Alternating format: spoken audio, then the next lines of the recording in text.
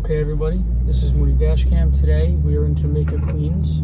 We're going to be talking about two men that were running a large-scale cocaine operation, drug business, out of a pretty nice Jamaica Queens apartment. We're in Jamaica, Queens, like I said. Let's flip this around and get into it.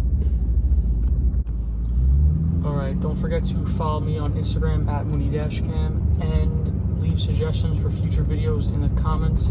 I very much appreciate those. I get a lot of my videos that way. Okay, so it's March of 2021 and the DEA is staking out this particular apartment building in Jamaica, Queens. The address that we're going to is 152-11 89th Avenue. It's actually a pretty nice, in an otherwise known as a dangerous area, it is a pretty nice apartment complex. It's a two-building, 17-story apartment complex. It has a pool, a roof deck, a movie room, a gym. We'll be there very shortly. So the DEA is staking this out. I'm assuming they were staking it out for a little while. They don't go in on a bust of this size without doing their due diligence. So it's March 29th, 2021. They're staking the building out, like I said. I'm assuming they decide to head in on this day or apprehend someone on this day. They observe a man entering the building empty-handed at around 3:15 p.m. He leaves a few minutes later with a heavy suitcase. Obviously, they see that as a little odd. They're suspecting this place of dealing drugs in a high volume. So the police follow the man after he gets into a Dodge Caravan. They eventually pull him over at around 3:30. The man's name is Christopher Jones, a 43-year-old. Both the men in this are 43. Red light. Oh, I didn't blow the red light, guys. I almost did. So they pull him over. They open up the suitcase that he had, and it had $200,000 cash hidden inside. I'm assuming in some compartments. Maybe they pulled back some of the material and hid it in the lining. But so he had $200,000 cash on him. They arrest him right there, and they keep staking the place out. Wow, this guy wants his door ripped off. You guys can't see what I'm dealing with, but someone has a door open. Yeah, thanks, man. You only made me go within an inch of your door before you closed it. Either way, they keep staking out the complex, and they set their eyes on a guy on the 7th floor, apartment number 706. Another 43-year-old guy named Wykim Williams. Wykim, W-Y-K-I-N Williams. That was the apartment that he was working out of. This is the complex right here on the right, this big brick building. Right across from a pretty nice park. Rufus King Park. We'll pull up here and get a better look at this place, of course, with a lot of people outside. Nice. Maybe I'll have to interact. It's not my favorite thing, but you guys seem to enjoy it. Oh, someone's selling food. Maybe I'll grab a bite to eat.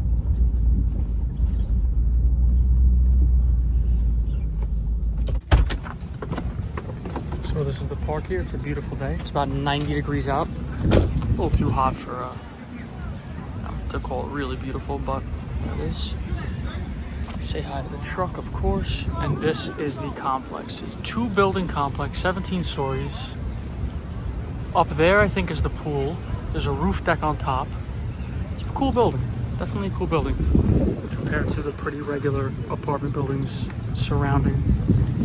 So they have their eyes on this apartment, and they decided this is the day they're going to do it.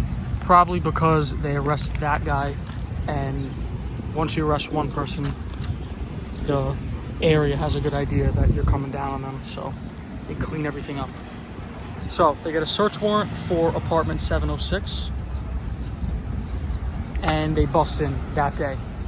They find $10,000 cash, a pistol, a Thunder Pro Compact 45 ACP. That is a mouthful for a pistol. 45 caliber pistol. Pretty intense. This really is a nice park. Quiet area now, but back in the day, big, big drug area. Across the street here.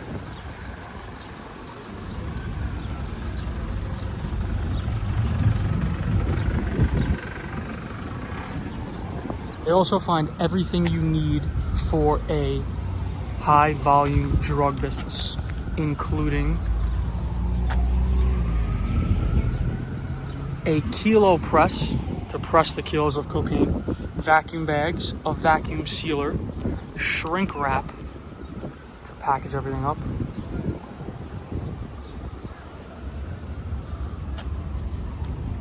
and money counting machines. Oh, I forgot to mention that the money inside the suitcase was packaged like how a drug trafficker packages money. Hope it's not too windy.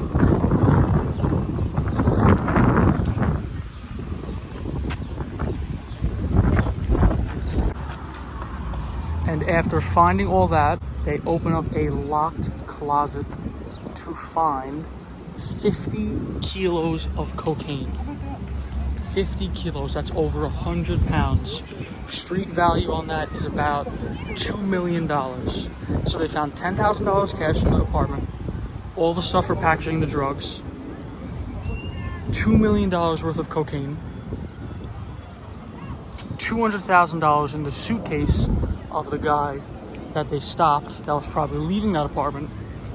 So over $2.2 million on this one bust.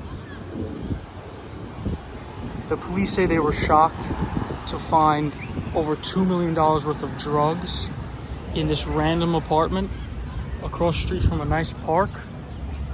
Seems like an unlikely spot for this to happen. They were both charged with criminal possession of a controlled substance in the first and second degree, criminal possession of a weapon in the second and third degree, criminal using of drug paraphernalia,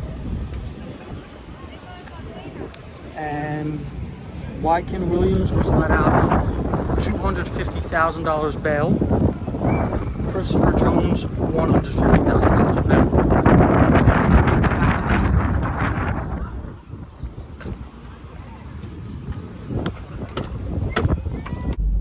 Alright, this was a quick one for you guys today. This reminded me of, in similar to this area, in a close by, was the Supreme team that apparently sold or made $200,000 a day selling drugs. So if you guys want me to do that, let me know. The packages of cocaine were stamped CR7, which is Cristiano Ronaldo's nickname for his first name, his last name, and the number 7 that he wore on his jersey. I was trying to look up why they were stamped that way, and I believe it was to show where the drugs came from, or maybe what cartel initially made them. It was kind of unclear, but there was also a big bust in France of 40 kilos that were stamped the same. So, hope you guys enjoyed. Like I said, if you want me to cover the Supreme team, which was a major, major operation in the 80s, I'll do that also. See you guys in the next one.